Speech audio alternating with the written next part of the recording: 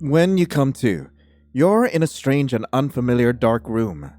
Your stomach aches, you feel nauseous, thick ropes bind your chest tightly, but they aren't the source of your pain. You remember now.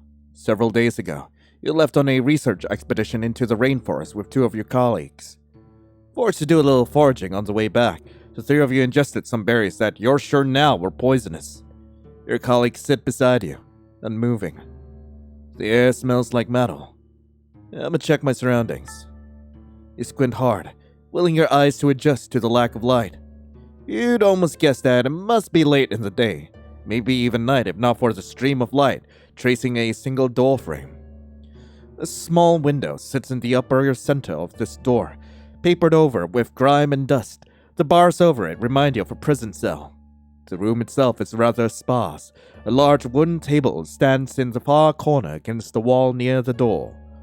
Beside the table is a pile of things. You can't tell exactly what this pile consists of, but it might be your belongings.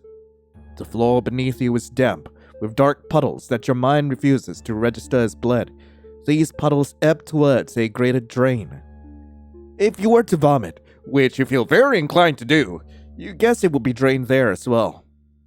Think about how you got here. To help stave off your panic, you try to think of everything you know for certain. You're an anthropologist. You came to a foreign land to study ancient civilizations and learn more about the various cultures in the region. Accompanying you on your journey is a fellow researcher whose work you've admired for years, and a cultural expert who was supposed to act as your translator and guide. Unfortunately, this expert had faked his credentials, leading you to believe he was far more knowledgeable than he actually was. Soon enough, it became obvious that he had gotten the two of you completely lost. Then there was a physical altercation that resulted in losing the bulk of your supplies. The three of you, now fighting for survival, had decided to risk ingesting what seemed like perfectly safe berries. You succumbed to their poison, lost consciousness, and woke up here. I'll try to wake the others. Pete? Pete! You whisper urgently to the witch beside you, but she doesn't respond. Squirming against your restraints, you attempt to lean your head on her chest to listen for a heartbeat. After a few moments, you're sure you can hear one, faintly, despite the distracting pounding in your own chest.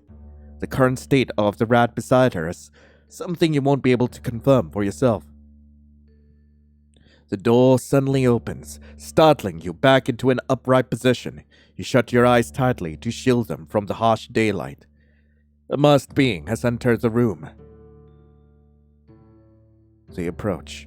Your eyes remain locked on them the entire time, but they move past you and over to the rat.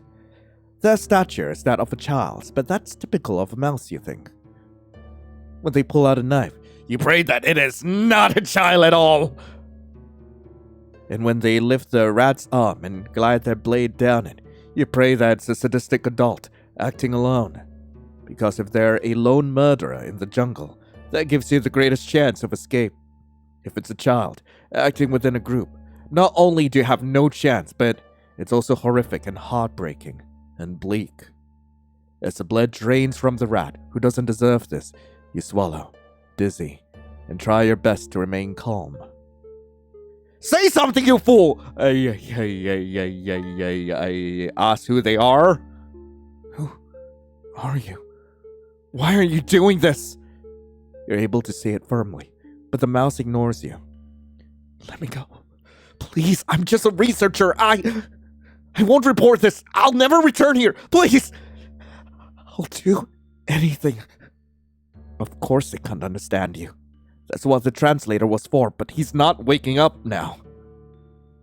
The mouse pulls a cloth from their pocket to wipe the knife. Once it's clean, they look at you for a long moment. You think desperately how you can convey to them that you mean them no harm and that you only want to go home. But instead, the nausea you've been staving off comes to a head thanks to the inescapable smell of your colleague's blood. You lean forward and vomit helplessly onto the floor. It flows towards the drain after all. The ground must be slightly slanted here.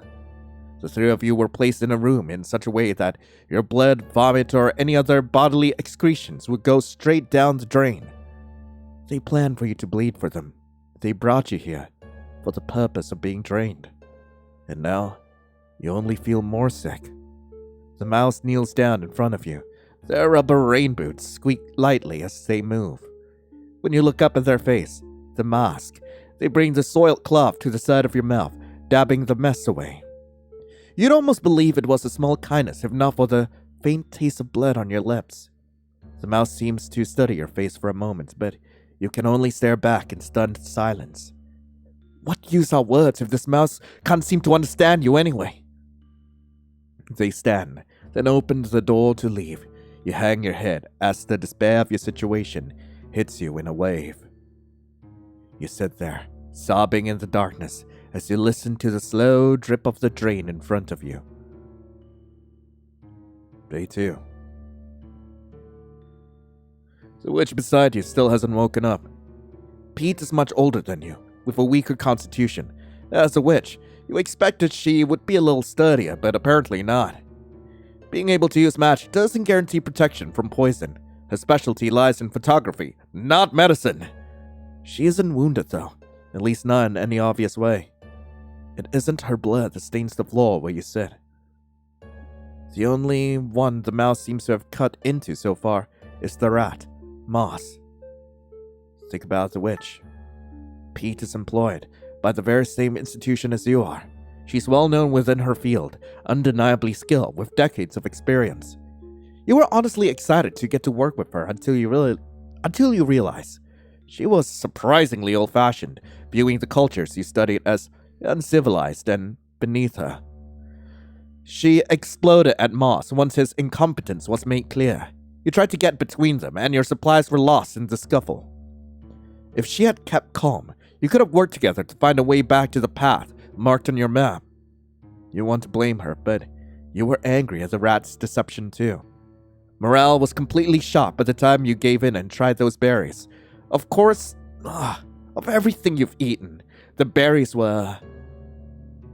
None of you asked to end up in this situation. Think about the rat. You spent most of the previous nights reflecting on everything that happened. At first, it was easy to pin everything on Moss. If you'd hired anyone else, you might not be here right now. There's no question about it. But this job, it paid well, compared to other work being offered in the area. He must have been highly incentivized to lie in order to take it. It's unfortunate that his decision endangered the lives of all three of you, but maybe he really thought of himself as capable enough. At the very least, it wasn't the kind of mistake you believe he should die for, though Pete certainly disagrees. You tried to keep her from killing him, only for the three of you to end up here. And now he's... You can't think about Moss any longer. Let's think of a way out. You need to think of a way out. It's probably too late for Moss, but if you could just untie yourself and Pete. The rope refuses to loosen themselves, no matter which direction you bend your torso. Without something sharp to cut through the fibers, you'll be stuck like this. You lean your full weight onto Pete again, as you've continued to do throughout the night. Pete, please wake up. You hate having to face this alone. Even if this witch were to only offer unpleasant remarks, at this point, you'd accept them with full gratitude. The door opens again for the first time since yesterday. The sudden sound of heavy rain causes you to jolt, but you remain frozen, lying against Pete's shoulder. The mouse is here again. Oh, fuck. Isn't it the same one as before? Judging by their stature, you imagine it must be. They walk past you and over to Moss. They pull out the knife again. You can't bring yourself to watch this time. You only wish you could cover your ears. That way, you wouldn't have to hear the sound of flesh and muscle parting, of his blood pouring out from his severed veins and splattering loudly onto the floor. Why are you doing this? Please! You cry, because you can't think of anything else to do. You can't just sit and wait for your turn to be flayed. But you can't move, and the mouse won't listen to you. So you sit there, whimpering, until you hear a loud thud. You finally open your eyes to see Moss's corpse, a misshapen lump on the floor. Even in this low light, you can tell what once was human skin has become coarse fur. A quirk of animal folk, they return to their bestial form upon death. Having forgotten that, you realize he must have been alive and unconscious until now. I have to remain calm. Your mind is racing, but you shut every single one of those thoughts out in order to survive. Moss is dead, but your position is unchanged. You have to escape. The mouse begins dragging the larger rat's body across the room, inch by inch. You're breathing hard, but as you watch this tiny mouse struggle to move this heavy corpse, you almost feel bad for them. That's when you finally think of something you can do. Hey, untie me. The mouse stays focused on their task. He's heavy, right? Untie me and I can help you move the body. You almost can't believe what you're saying. Your shaky breath steadies the more you talk. It's so sad, watching you try to move him alone. Please, can I help you? The mouse stops to look at you. Their masked face sends a chill down your spine. You worry that being able to read their expression will feel even worse. You have their attention. You have to commit to this now. Where are you moving him? I can help you. I promise I'll help, but I can only do that if you untie me. And you can tie me up again afterwards, of course. I'll cooperate, please. I just want to help.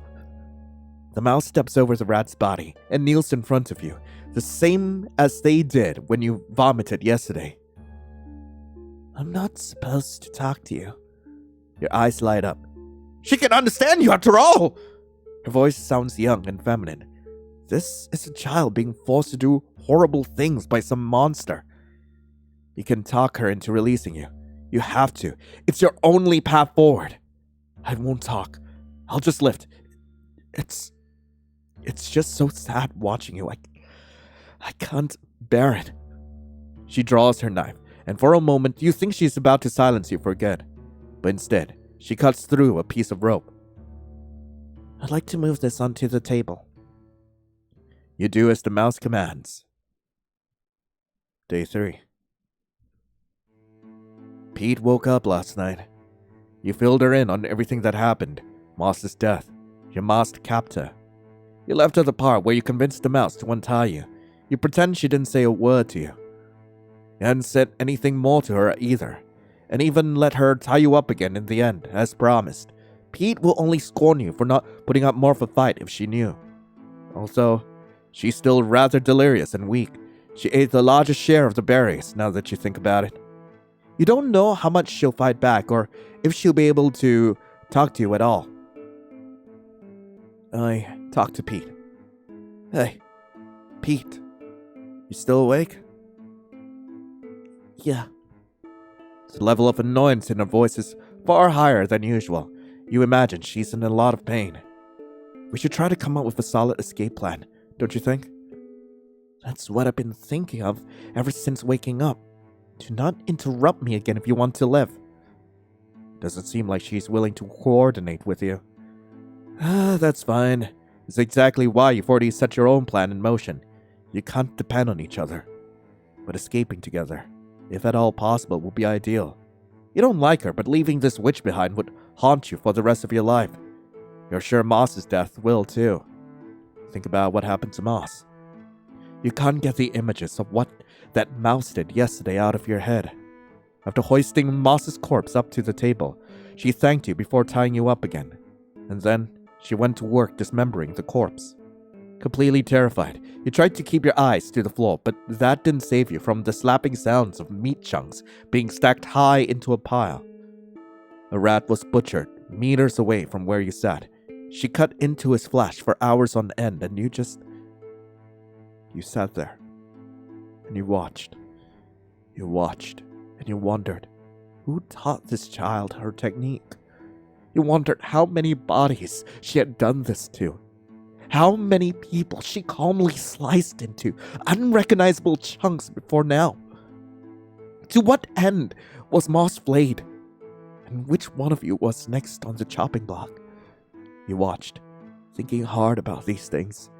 until the mouse finished her work and carried those pails full of meat out of the room. You wish you could do something to put a stop to all this. Think of what to do next. Your ropes aren't as tight as they were before. You've tried squirming around again, but you haven't gotten them to budge.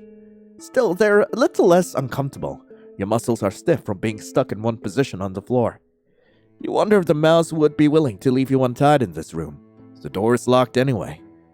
You need to earn more of her trust, at the very least. You'd rather Pete be the one to be drained next. The door opens, and the mouse enters the room. Let us go. We can pay. Do you understand? Pete speaks quickly in a demanding tone, but the mouse ignores her, as expected. What is it you want? Food? Wealth? I won't be made into a ritual sacrifice. We can make this worth your while. The mouse kneels down before the witch and holds the knife to her skin. Pete flails in a panic, knocking the knife from her hands. It slides across the floor, towards the drain, but it doesn't fall in. Oops. The mouse calmly collects her knife. You're silent, thinking desperately of a way to delay her further. Loam told me all about how you butchered that rat. You collected his meat. For what? Are you cannibals? Or do you toss the remains into a pit to appease your god? You fucking savages! She falls over to where Moss once sat, flailing dangerously again as the mouse takes a slow step towards her. An idea comes to mind. Offer to help. You swallow hard before asking. Would you like some help again? Pete stops flailing all at once. You can feel both of them staring at you, but your eyes are fixed on your captor's mask. The mouse nods. Okay. Fuck! Pete refuses to speak to you. You try to explain that you only held her down like that as part of your ploy to earn the mouse's trust. And you got results. You convinced her that she didn't need to trouble herself with tying ropes around your whole body. So today, it's just your hands that are tied. You've been able to pace around the room, which feels much better than sitting on the hard floor. Your odds of survival are slowly increasing. You don't worry about Pete's blood spilling down the drain. She's weakened, but alive. The cut was far from fatal. I talked to Pete. You didn't need to call them savages, you know? Pete gives you a silent glare. It's offensive. If they were city mice, you call them murderers, right? So just say murderers. Loam? You are, for once, relieved to hear her voice. Yes? I do not need your lecture on political correctness when I am bleeding out because of you. You purse your lips. Sorry. Search the room. So you couldn't do much with your hands tied behind your back. You were able to confirm a few things about this room. 1. There is no way out. The door is locked. The small window in the upper center of it is barred, and there doesn't seem to be any other exit. The pile of things next to the table does contain your belongings.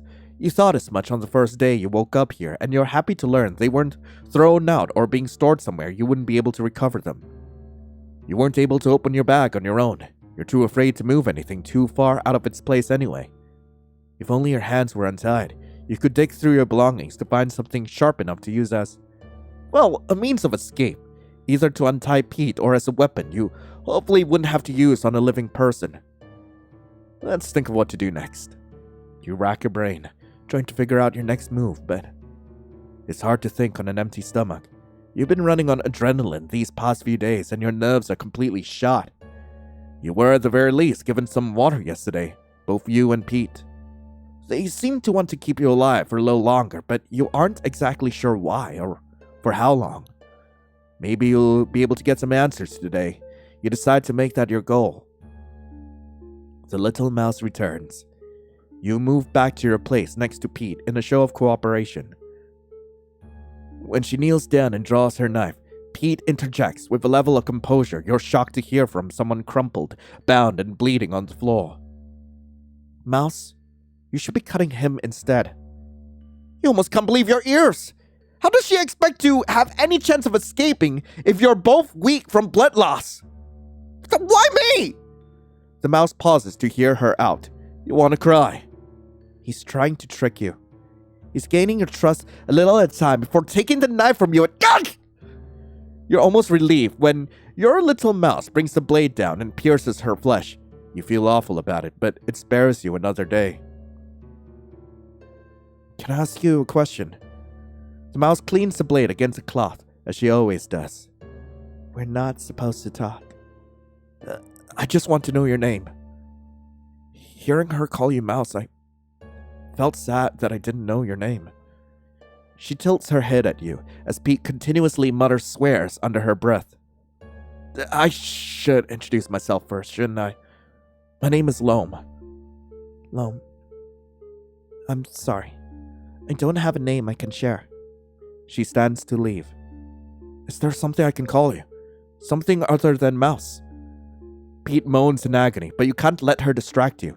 You need to keep building trust, or else you'll both be killed.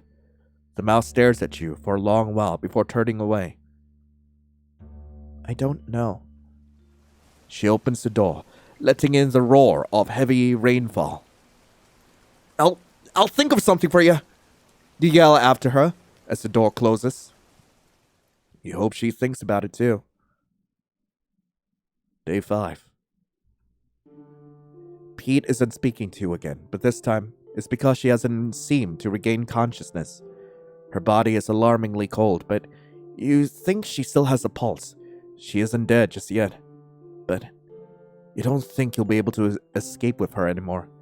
You weren't counting on it to begin with, but it would have been nice not to be alone. You sigh. Your stomach is tearing itself apart with hunger. Talk to Pete. You know, you address the unconscious witch, well aware that she won't respond. I think you're more guilty for where we've ended up. I've only been making the best out of a bad situation. You understand that, right? I'm not some monster who wished for you to die. Her silence pains you, so you try to put her out of your mind. Stretch my legs. You begin pacing around the room. You can't let your muscles atrophy before you can make a run for it. There isn't much space to walk around, though, and the more you move, the hungrier you feel. You look down at Pete, her eyes still closed. She almost looks peaceful. Think about names. A name for the faceless mouse. No, she isn't faceless, only masked. The group she's working for. The one that tells her not to talk to you. The one keeping her nameless and anonymized. That group is keeping her personhood from her. By giving her a name, you can work towards removing that mask. The door opens again. Each time it does, you brace yourself for a new mouse, a stranger, to walk through the door. You brace yourself for your strategy to be completely overturned, for your progress to be reset, and to feel overcome with despair as the stranger drives their blade deep into your flesh, to be cut into pieces, bones discarded, and carried out in metal pails. Just like moss.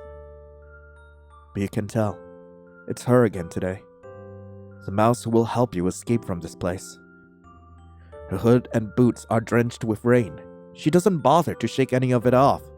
Instead, she looks right at you and makes a small sound like she's smiling under that mask. It's how you want to be greeted, so it's what you imagine that sound must have meant. You smile back.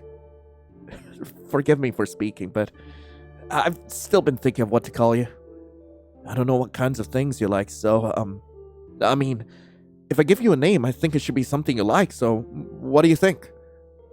I do have a name. You pause, blinking twice. Yesterday you said you didn't, so sorry. I'm sorry to have jumped to conclusions. The mouse kneels down in front of Pete and draws her knife. I can't share it. We're all given sacred names by the highest power. She makes her incision. You don't watch the blood leak from Pete's arm. You can only look at the mask. We're not supposed to share sacred names. I think it's okay if I tell you what my name means. And then you can call me something based on that. Does that work? She's making concessions to you. You're compromising! It's something small and trivial, but she's willing to negotiate with you, which means you still have a chance of negotiating your freedom. What does your sacred name mean? Water from the heavens, where the highest power lives. I'm proud of my name, so if you call me something like that, I'll be happy. She wipes her knife. Pete is still. Think of a day. Trying to think feels like wading through a deep pit of mud, but you finally land on something. Little raindrop. The mouse doesn't react, so you rush to explain. It's not a name, but a term of endearment, like sweetheart or pumpkin. I'm totally not trying to flirt with my murderer again. Oh God, even in this game, I'm trying to flirt with my murderer. Pumpkin? My, grandmother used to call me that, back when I was a little dyke. You don't think about the ways Pete reminds you of your late grandmother. How old are you, little raindrop? She thinks for a moment. 16. Oh God, I better not flirt with my murderer! Too young. She's far too young to be taking lives like this. Though you realize it's likely because she's so young that this group has been able to mold her into a killer. The mouse turns her attention back to the witch, lying still on the floor beside you. It's hard to tell when a witch's heart has stopped beating. Can you help me again? You swallow hard and turn your head to finally face what's become of Pete. Sure. Day 6. You sit on the blood-soaked floor, with ropes tied loosely around your body, though not so loose that you could shuffle your way out of them. The other mice had apparently scolded Lil Raindrop for leaving you unbound. It wasn't proper. She told you the highest power would be displeased and that she had no choice but to tie you up like before. Your eyelids are heavy. You feel hollow. Somehow you've ended up making negative progress. Today you're all alone. Think about what happened. After confirming Pete's death, after you laid your head to her chest, remembering the first time you heard her faint heartbeat despite the pounding of your own, you listened for that sound as hard as you could, but it wasn't there. You felt like your heart might stop too. Instead, it continued beating, this pulse inside your ribcage that you usually never paid any mind to. You cursed it for its diligence. Pete's body was dissected the same as Moss, but you didn't only watch this time. The raindrop chatted to you as she went about her business. The conversation took your mind off the things she asked you to do. Her commands you obeyed without much hesitation. You're out of your mind. But everything you've been doing, all your effort, everything you've done is in order for you to escape and survive this ordeal. You have to survive this. I try to free myself. You squirm lazily in place on the floor, but the ropes don't give an inch. You want to cry, but you're already dehydrated. You want to go home, but you can't leave this room. You want to die, but only if it will be painless. You don't want to bleed like Moss and Pete did. You don't want to be reduced to chunks of meat and forgotten. It's late when the mouse arrives. So late that you almost believed she wouldn't come today. You're a raindrop. Hello. The candlelight reflects off her mask, a terrifying figure. You smile weakly. I'm here because I was able to sneak away with some leftovers. Food? She brought you food. She's still on your side. You're a little raindrop from the heavens. She came here because she didn't want you to starve. Is it really okay to be giving me your food? I hope you've already eaten your fill. She kneels down in front of you, presenting a bowl of stew. We're having 3 feasts in a row, so I don't mind sharing some. Thank you, little raindrop. Another sound comes from behind the mask, as if she's smiling at you again. You want to believe that. I can't untie you, so I'll feed you myself. She holds up a spoonful of the dark stew. Your eyes linger on the chunks of meat. Oh God, that's my friends, isn't it? It's Pete. Pete is in there. I eat. You're doing what you have to in order to survive. It will all be meaningless if you were to die here like this. That's why you have to do Whatever it takes. Day 11?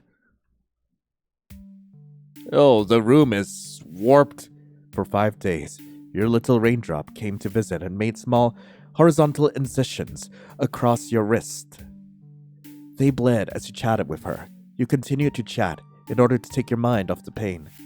You think you're probably going to hell. There are all sorts of conceptions of hell in the cultures you've studied, be they cold, fiery, a transient purgatory, or a realm of eternal punishment. You weren't sure you believed in hell before now, but being faced with your imminent death, you want to believe there must be some kind of afterlife. You can imagine whatever's next would be a peaceful paradise with your family, your ancestors happily awaiting there for you. Surely, some kind of retribution is coming for a coward like yourself. What's being done to you now? It isn't enough. The blood coagulates. The wound scabs over. A fresh incision is made. Maybe the only part of you that will ever escape this place is what's already flowed down the drain. But each time the door opens, a little seed of hope is planted.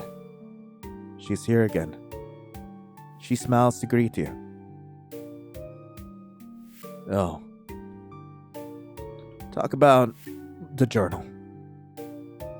The little raindrop asks you to tell her another story from your journal.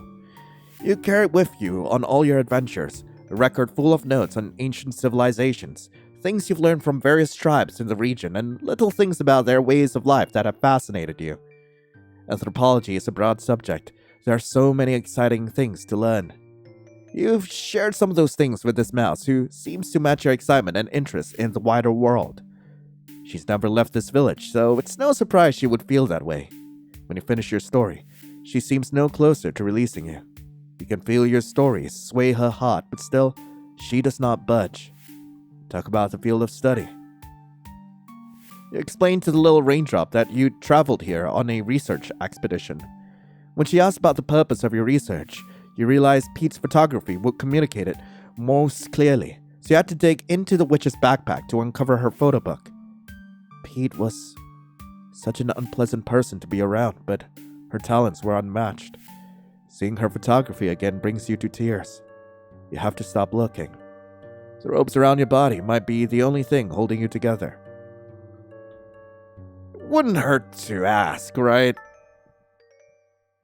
You've tried to lead the conversation towards your escape many times. You've even offered to take the little raindrop with you to show her the world. But there's only so hard you can push. The other mice tell her that the outside world is full of dangers. You try to show her that it is instead full of wonders. Ironically, it is your wanderlust that has landed you in danger. But that doesn't have to be true for this mouse. She doesn't have the courage to flee. And you fear you no longer have the strength. So you admit defeat. Stop talking for today. I guess this is where I turn into meat. Another day goes by, bleeding and talking late into the night. The little raindrop yawns and carefully picks up her candle. I'd better go to bed. You don't want her to leave. You don't want to be left alone another night in this dark, horrible, blood-stained room. Good night, Loam. See you tomorrow. You offer a weak goodbye and close your eyes. You don't know how much longer you'll last. Day 13. I guess this is the day I die. At least I guess so. You're feeling more lucid today. The hopelessness has left you. You think it's probably your body's last hurrah. Your grandmother was like too. The day that she passed, you wonder if dying bodies can feel their expiration date coming on. You thought you'd be scared, but really, you spent these past 2 weeks in total fear. You're overdue for a sense of peace. Okay, I'm ready. She raises a knife to your arm and waits for your approval. She'll be forced to reopen an older wound with how many cuts have been left there. Why does it fall on you to signal to go ahead? It's made the whole thing feel like a slow suicide. It's enough to make you laugh, but the corners of your mouth only curl slightly at the thought before relaxing back in place. In the end, you do give her a nod, but she cuts and you bleed. You're so cold, but you don't have the energy to shiver. You wish she'd brought a blanket, but you can't ask for that now. You don't want to open your eyes again. You thought for a moment you didn't want to, but... Little raindrop. Could you take off your mask? She hesitates. My mask? Why? I've never seen your face. I'd like to see it once before it's too late. Okay. She's just a kid. You stare at her for a moment. In this light, you were almost unsure, but there really is a person under there, not some monster. You're worried you might only be fooling yourself, believing she was a victim like you. She's still a child whose view of the world has been warped in such a way that brings harm to others.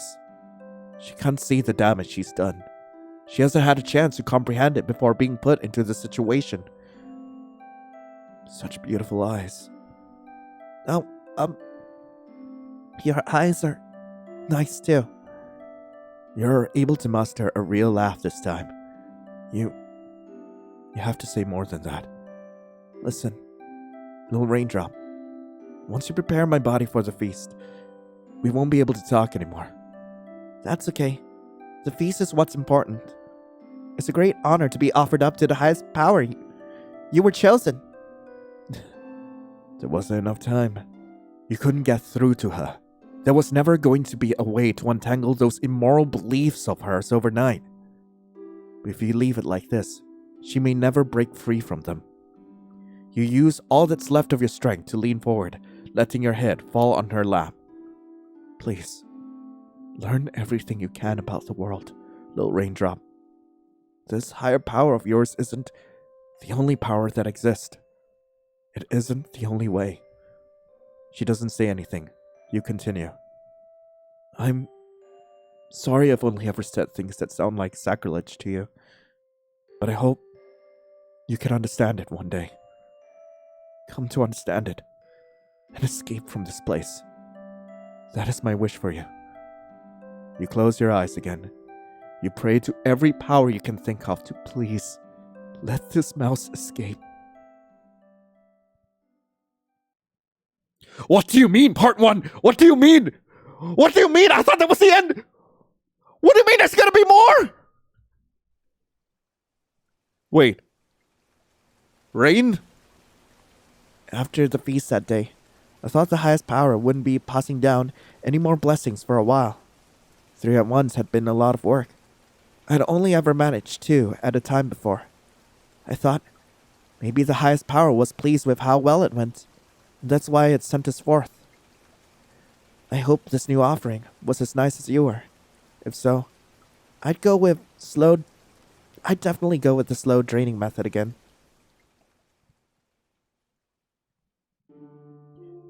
I knew I wasn't supposed to talk to them. Meals are to be eaten, not spoken with. That's the rule. But the monkey was wide awake when I came in to start the draining ritual, and I wanted to see if she was as nice like you were, Loam. I had a lot of fun talking to you, so I wondered if other outsiders would share their stories with me like you did. She said she was a member of a search party that was sent out to look for a group of researchers who disappeared in the rainforest a month ago. A witch called Pete, a local rat who was hired as their guide, and the leader of the expedition, an anthropologist. Loam! I was happy to hear someone else say your name. I was happy to be able to talk to someone who knew about you because I couldn't explain all that stuff to any of my brothers without getting in trouble. When I told the monkey that you and the others were already offered up by the highest power for the feast, and that she didn't need to look for you anymore, she got really upset. Outsiders always have trouble accepting the highest power's will. They can't comprehend the honor being bestowed upon them. She struggled a lot, and I wasn't able to use the knife because of that. I'm the only one assigned to the dining preparation house right now, so it's up to me to carry out the ritual. I had to come back later that night, when she had calmed down.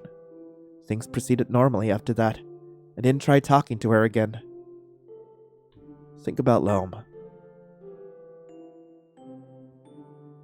I wish you'd stop cutting me. Your words made me hesitate back then. You were always doing me favors, so for a moment, I wanted to do as you asked. I shook my head. I have to do it. Who's telling you that you have to do this, little raindrop? Well, it's in preparation for the feast. I have to follow the steps. Even if what you're doing is wrong? You kept saying things like that, and I didn't like how it made me feel, so I rejected it. It isn't wrong. I'm doing it properly. I wiped the knife clean, and when I looked back at you had such a sad expression. Killing people, cutting them up like this, it's always wrong. There's no justification that could ever make it right. Do you know why? I knew I couldn't trust anything outsiders had to say, but I was curious to hear your reason, so I asked. Why? Because life is precious. Each one of us is only given one life, and when it ends, that person is gone forever. It's a loss you can never get back, not even with magic. That's why you mustn't do things that end other people's lives. That's wrong. Because it takes away something from this world that can never be returned. I tilted my head and thought, but you helped me before, unless that doesn't count.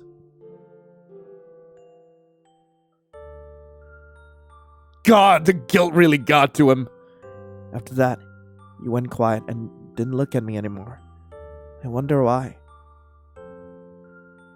Once the draining ritual was finished, it was time to get the monkey's body ready for the feast. I had trouble moving it like usual, and I wanted to ask for help, but dining preparation is my responsibility, so my brothers aren't allowed to enter the house. I tried to move the bodies even though they're heavy, because it's easier to work at the table. I've been doing this since I was 13, so I have a system. Usually I'll move them a piece at a time, but it's messy to do the cutting on the floor, so I end up doing bigger pieces. When you offered to help, I thought it was lucky because it would save me a lot of time and energy. It let me focus on the next step, and I even felt refreshed by the end of it. Mercy from the highest power. Who knew I had 3 feasts to help prepare? But you're not here anymore. I wouldn't have any help when I had to move you, and when I realized that, I felt a little sad. Every offering from then on, I'd have to go back to moving all on my own.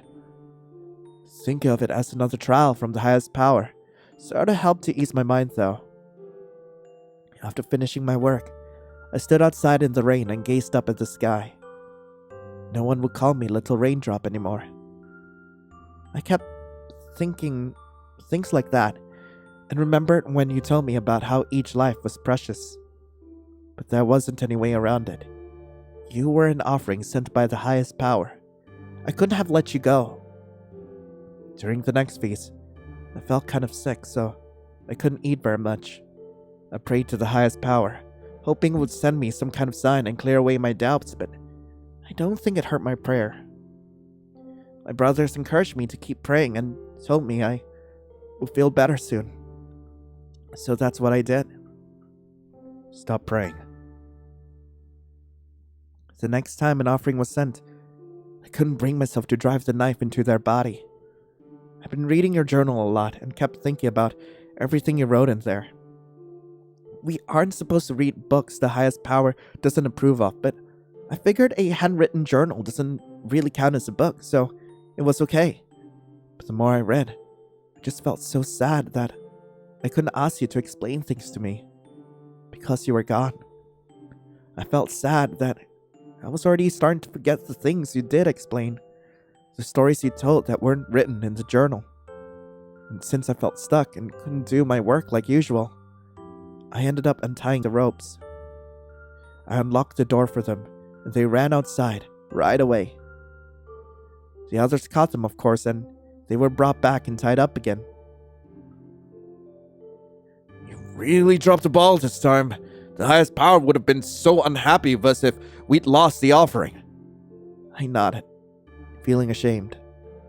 Well, no harm done. The feast must go on.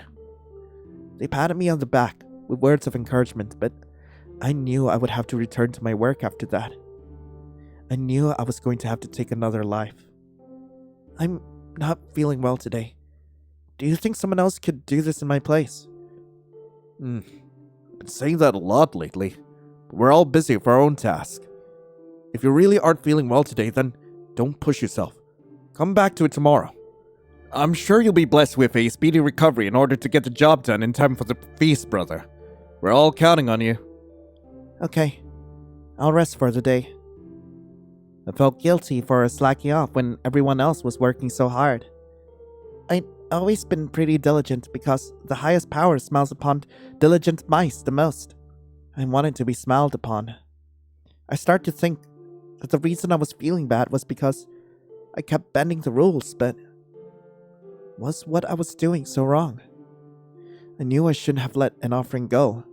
It was like I was rejecting the highest power's divine will. But when I thought about going through the whole preparation process again, I wanted to run away from it all.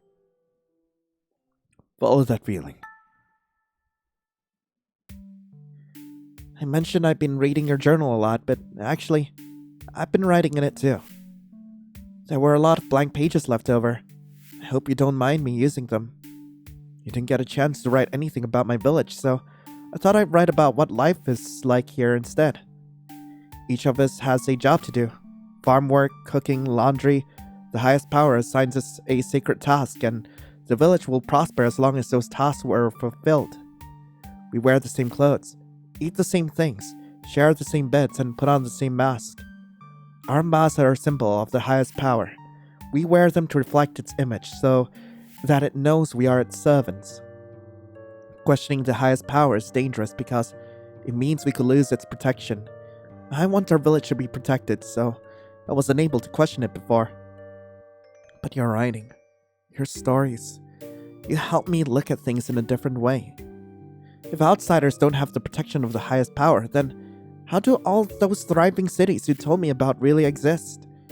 Is it possible to live a good life while abandoning our sacred task? I was too afraid to find out, so I picked up the knife and did what I was supposed to do. I don't think I ever told you about this, but someone else was assigned to this task before me. An older brother. He was killed and the offering escaped. I was the one the highest power chose to replace him. It was hard work, but I was happy to have a purpose. I was happy to be chosen back then. But now, I think you were right. That life is precious. You're gone, and you'll never come back. And it wasn't just you. How much has been lost from this world with every feast? I started to feel worse and worse about taking part in it. I stopped eating the meat, but I couldn't get out of fulfilling my task. Unless I were to go somewhere outside the highest power's reach.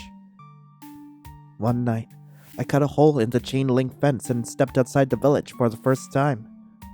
I looked up past the thick canopy to the vast starry sky and felt so small. I thought about the scary stories I've been told. What happens to mice in the other world? If I continued beyond that fence, I'd be entering the realm of dangerous predators who would eat a mouse without a second thought. Maybe that's why my village became what it is, a place where instead, mice are the ones to feast on others. While all under the protection of the highest power, I stood under the stars for a long time to see if I'd be able to endure it. And then, I retreated back to the safety of my village. Think about Loam.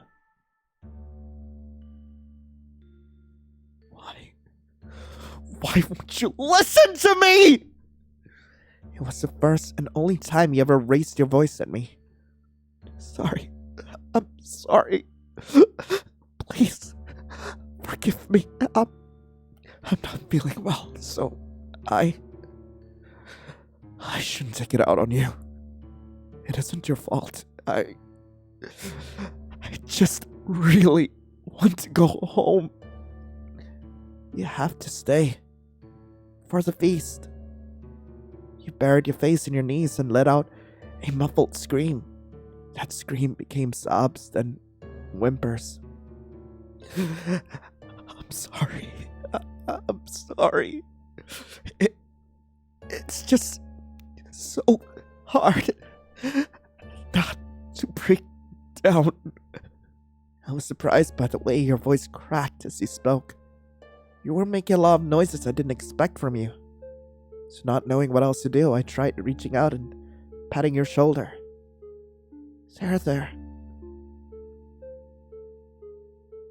My words worked like a charm. You stopped whimpering. Except, I understand it now.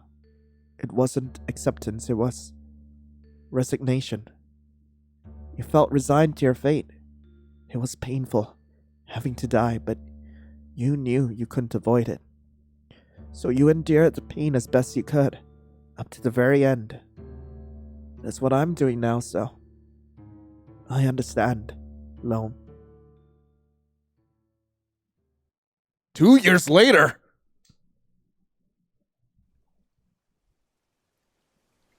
I thought about leaving for so long. What always stopped me was, I still felt like I didn't know anything about the outside world.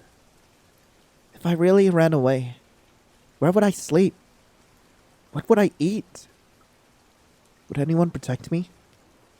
I collected all the information I could, talked to so many outsiders over the past 2 years. And when I could get away with it, I'd bring them to the hole I made in the fence and push them through. I turned away more and more of those so-called offerings from the highest power, but I was never punished for it. I don't think the highest power really cares anymore, if it ever did to begin with. Something new that occurred to me was leaving meant I wouldn't be able to help anyone else escape. Both the outsiders that get drawn in for the feast and my brothers. My sacred task would be reassigned to the next available mouse. But I realized if I kept worrying about that, I'd be trapped here, continuing to take the lives of others until the day I died. You didn't want that for me, did you, Loam? This way. Quickly! The last person I helped escape was a wolf. I'd never met a wolf before. Their smile, filled with kindness, reminded me of yours. It's not often that people will give someone like me a warm welcome. It was nice while it lasted. I couldn't tell if they understood what the feast was. They seemed pretty naive, but here they were, traveling the world despite that.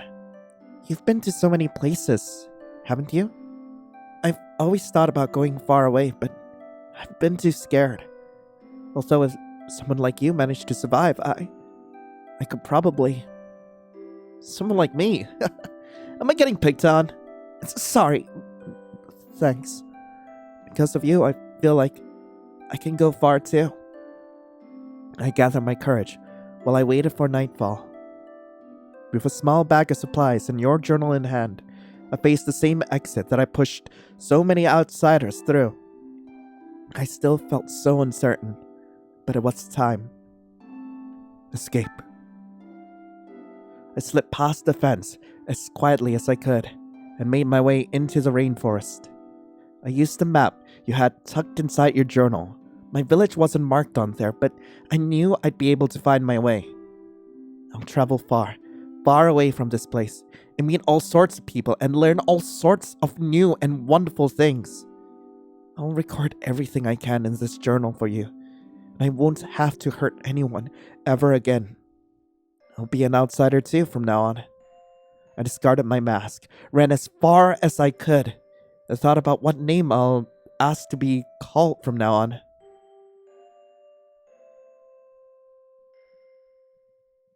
Oh, she escaped! Fuck! Like, I've always loved Nom Nom Nami's games, but holy shit, this hit so hard! Ah, she's so happy! I love it. Oh my god. I can't believe it. Anyway, that was Escape from Wormwood. Really hope you guys enjoyed it. If you guys do want to play this for yourselves, link to the game will be in the description below. And I absolutely love this. Like, god freaking damn. I have always loved Nom Nom Nami's games ever since I picked up Bat and Theater. Ever since watching Markiplier play Bat and Theater, actually. And god, like, I heard that this was supposed to be a much darker story than anything Nom Nom Nami has come up with before. And while it is, like, you saw the flaws of the various characters, okay? Pete was narcissistic, Loam was a coward, and Rain was also terrified of trying to leave the cult, but watching her finally escape, watching her slowly build up the courage, like, God! It was so good, and I really want to hear what you guys thought of the story, so please do let me know in the comments below. But in the meantime, thank y'all so much for watching. Hope y'all have a lovely rest of the day, and as always, I'll be seeing you in the next video. This is Lion, signing off. Ciao.